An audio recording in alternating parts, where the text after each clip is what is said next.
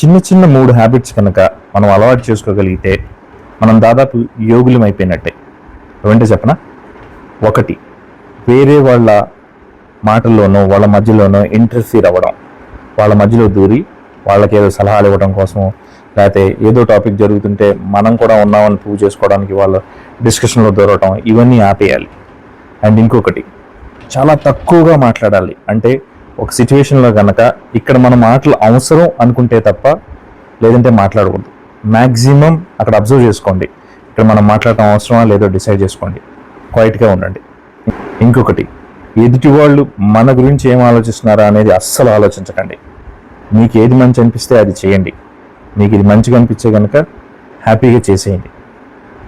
అంతేగాని ఎదుటి వాళ్ళు ఏం ఆలోచిస్తున్నారో లేకపోతే వాళ్ళ కోసం మనం ఏం ఆలోచించాలి అనేది పక్కన పెట్టేసేయండి.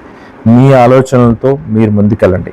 ఎదుటి వాళ్ళ గురించి మీరు ఆలోచించుకోండి, కానీ వాళ్ళు ఏం ఆలోచిస్తున్నారో మీరు మాత్రం ఆలోచించకండి. అర్థమైంది కదా? 3 థింగ్స్ మైండ్. ఇంటర్ఫీర్ అవ్వకండి, చాలా తక్కువ అక్కడ అవసరం అయితేనే మాట్లాడండి. ఎదుటి వాళ్ళ గురించి అన్నెసెసరీగా ఆలోచించడం పక్కన పెట్టేయండి. ఎంటీ అవ్వండి. దట్ ఈస్ ఒక యోగి స్టేట్ అది.